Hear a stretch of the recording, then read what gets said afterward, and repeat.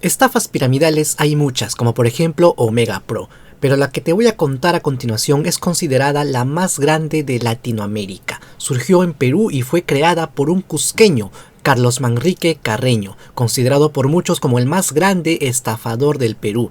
Él dejó este mundo el 10 de julio de 2024 a la edad de 88 años, dejando un amargo recuerdo entre los que alguna vez confiaron en él y en su compañía, el CLAE. En este video contaremos la siniestra historia del CLAE y su modus operandi. Y antes de iniciar les comento que si quieren oír más historias como esta pero en vivo, los espero este martes 16 de julio en mi conferencia titulada El iceberg de la historia del Perú. Toda la información está en este flyer que ven en pantalla, las entradas las piden en el número de WhatsApp que ahí aparece. Bien, comenzamos. ¿Qué significa CLAE? Significa Centro Latinoamericano de Asesoría Empresarial. No fue solo una empresa, fue una red de empresas fundada en 1978 por Carlos Manrique, el cusqueño apodado Cheverengue, quien alguna vez fue docente escolar de secundaria hasta que a mediados de los años 70 dejó su profesión de profesor para incursionar en el mundo de la administración financiera, donde encontró a su gallina de los huevos de oro.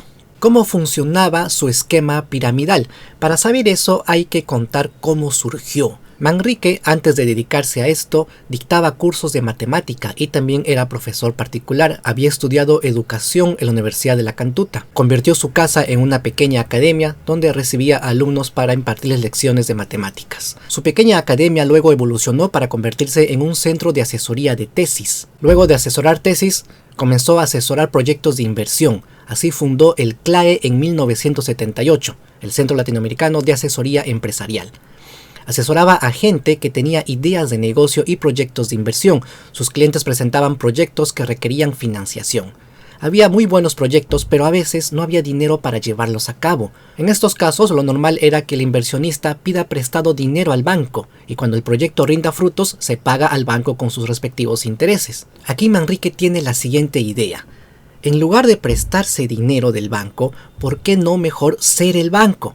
O sea que la gente deposite sus ahorros en el CLAE. Así se lleva a cabo el proyecto y cuando rinda sus frutos se devuelve el dinero con los respectivos intereses. Eso era mejor que prestarse dinero del banco. Y así empezó a captar los ahorros de la gente con promesas de devolución con intereses y alta rentabilidad. El CLAE financiaba proyectos de inversión con los ahorros de sus clientes. Luego Manrique creó sus propias empresas para supuestamente invertir el dinero en ellas. Y cuando digo crear empresa, no me refiero necesariamente a crear negocios reales, sino a construir personas jurídicas. Una empresa es una persona jurídica, es un papel nada más. Cualquier persona puede crear una empresa sin que exista ningún negocio, ni ningún local, sin emprender nada de nada. Es muy fácil, con ayuda de un abogado, inscribes tu empresa en registros públicos. Y ya está. Por ejemplo, si yo quiero registrar una empresa que se llame Huguito el Inspector Sociedad Anónima, voy con mi abogado, hacemos la minuta, presentamos en registros públicos y ya está, se creó la empresa. Hay un RUC nuevo. Esta empresa no necesita tener ingresos ni ganancias para existir porque es solo un papel. Y puedo crear las empresas que quiera. Carlos Manrique así lo hizo. Comenzó a crear varias empresas y las asoció al CLAE. A inicios de los años 80, los ahorros que captaba de la gente los comenzó a supuestamente invertir en su red de empresas del CLAE, y luego aparecían unas ganancias con las que conseguía devolver el dinero con intereses a sus clientes, o sea, a sus ahorristas. Al inicio todo era color de rosa, la gente que depositaba sus ahorros en el CLAE veía ganancias al final del tiempo pactado. La red de empresas de Manrique parecía generar ingresos. Aún no había sospechas de que algo ande mal. En ese tiempo la opinión pública veía con buenos ojos a Manrique, era respetado y se le tomaba como ejemplo de empresario innovador. Una asociación de turismo lo declaró empresario del año. La revista Sucesos lo nombró personaje del año en 1991. Incluso Manrique se fue a Alemania, a Hamburgo, para asistir a una conferencia del Banco Interamericano de Desarrollo. Es más, un partido llamado Movimiento Paz y Desarrollo lo quiso motivar a ser su candidato presidencial. Miren, imagínense. Es más, Susana Higuchi decía, si hubiera 4 Carlos Manrique en el Perú no tendríamos deuda externa. Eso comentaba Higuchi. El CLAE competía con los bancos y creció a niveles envidiables para cualquier banco. Llegó a mover el 40% de la liquidez del sistema financiero nacional. O sea, 40% del efectivo que había en el Perú circulaba con el CLAE. El diario El Comercio en aquel tiempo difundió una encuesta que decía que el 47% de los peruanos hubiera preferido depositar su dinero en el CLAE en lugar de un banco, ya que el CLAE pagaba altos intereses. Nadie veía a dónde iba el dinero que Manrique captaba de la gente. No había evidencia de que sus empresas tuvieran negocios reales. Entonces, ¿de dónde salía la plata con la que pagaba a sus clientes? Manrique decía que invertía en sus empresas y que de ahí salía la plata para pagar a sus ahorristas, a los cuales llamaba claeístas. Sin embargo, nunca pudo demostrar que sus inversiones tuvieran ganancias. De hecho, no pudo demostrar que existieran siquiera dichas inversiones. Al parecer, su red de empresas era una fachada, pues no registraban ganancias en SUNAT. Esas empresas no registraban tampoco declaraciones de ingresos, ni gastos, ni nada. Entonces nuevamente surgía la pregunta, ¿de dónde sacaba el dinero para pagar a los claeístas? Resulta que lo sacaba de los nuevos claeístas que llegaban. ¿Cómo es esto? Digamos que yo soy el banco y viene un ahorrista y me da $1000 y los guardo.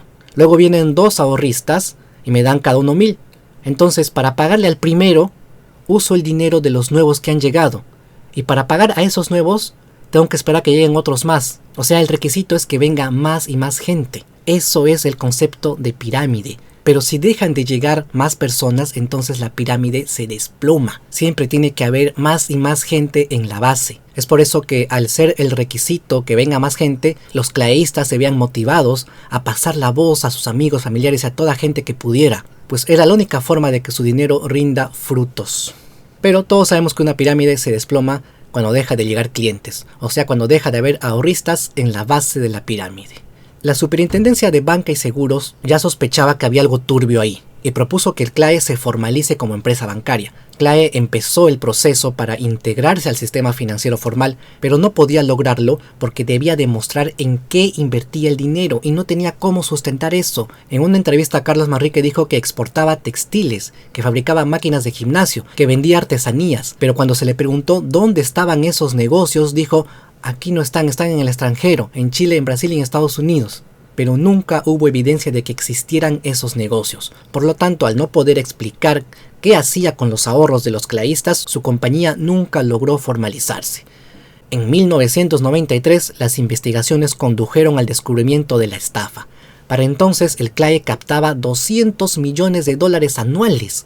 Era todo un récord sin precedentes en la historia latinoamericana para una empresa piramidal. Entre los años 1989 y 1992 llegó a tener 250.000 clientes, $250.000. Eso fue otro récord para la época. Es por eso que el CLAE es visto por la comunidad internacional como un caso bastante grande, enorme y sin precedentes, al menos en América Latina. En el año 1993, exactamente el 29 de abril, se hizo una intervención por parte de las autoridades. Es decir, dieron el golpe y allanaron las oficinas del CLAE en Lima y otras ciudades del Perú. Encontraron $36 millones en efectivo repartidos en varios inmuebles que tenía la compañía. La SBS declaró que el CLAE fue intervenido a tiempo, ya que si las autoridades no hubieran actuado, la pirámide se hubiera colapsado, porque en algún momento dejaría de tener inversionistas suficientes para pagar a los que están en la cima de la pirámide. O sea, fue detenida justo antes de que colapse, y esto evitó que muchas más personas perdieran su inversión de las que ya habían perdido en ese momento. Ya que la intervención fue antes del colapso, no hubo sensación de estafa en muchos de los clientes del CLAE, y esto es aprovechado por Manrique, quien luego de enterarse de la intervención de su empresa, organizó un meeting en la Plaza San Martín donde congregó a 20.000 personas y ahí reclamó públicamente al gobierno el cierre de su compañía. Él creía que era algo político. Manrique afirmó que su empresa fue víctima de un complot debido a la competencia con los bancos tradicionales. El 16 de mayo de 1994, el Poder Judicial a través de la Corte Suprema disolvió oficialmente el CLAE, y ese mismo año Carlos Manrique huyó a los Estados Unidos y fue el peruano más buscado, y en una operación policial llamada Caribe, la Interpol lo detuvo cuando Manrique salía de un banco en Miami. Esto ocurrió en noviembre de 1994. Al año siguiente fue extraditado al Perú, pero mientras tanto los claeístas buscaban la forma de recuperar su dinero. Iban diario a las oficinas, pero no existía una lista oficial de los ahorristas, no había nada.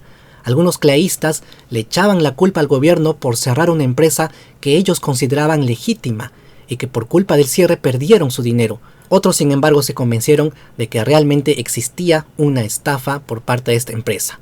Para 1998, solo el 5% de los claeístas logró recuperar todos sus ahorros. Un año antes, en 1997, Carlos Manrique fue condenado a 8 años de prisión, los cuales cumplió y salió en 2001. Sin embargo, Manrique volvió a la cárcel en el año 2008 y otra vez en el año 2011, también por estafas. O sea, no aprendía la lección. Sin embargo, estas estafas eran menores que las que había cometido con el CLAE. Recién en el año 2017, la comisión que liquidó el CLAE reanudó la devolución de los aportes para unos 32.000 ex claeístas, pero lo hizo por un monto máximo de 500 soles, que era $135, un monto mucho menor comparado con lo que habían invertido. Y este dinero salió de la liquidación de los inmuebles de Manrique. ¿Qué pasó luego con este señor? Durante sus últimos años de vida, volvió a la docencia. Nuevamente daba clases de matemática, esta vez a domicilio. Sus alumnos, chicos de secundaria, no tenían idea de que este profesor, debido a un oscuro pasado, alguna vez fue uno de los hombres más ricos del Perú. Carlos Manrique dejó este mundo el 10 de julio de 2024 a la edad de 88 años. Si este video te pareció informativo, por favor dale me gusta, compártelo. Ya estamos por llegar al 1.000.000 de suscriptores en YouTube. Suscríbete por favor, porque pienso hacer algo grande cuando lleguemos a esa cifra. En pantalla aparecen quienes me apoyan a través del portal Patreon. El link lo dejo en la descripción. Muchas gracias a todos ellos por hacer que este canal siga creciendo. Y no te olvides que este 16 de julio es mi evento llamado El Iceberg de la Historia del Perú, donde contaré otras historias aún más siniestras que esta. En el flyer está toda la información, también está el número donde pueden escribir y pedir sus entradas. Me despido, mi nombre es Hugo Javier y nos vemos en el próximo video. Hasta pronto. El CLAE sí fue terrible en el Perú, pero también hubo otra que se llamó Omega Pro, que fue más reciente. Eso también merecería otro video, creo, ¿no? ¿Qué dicen ustedes?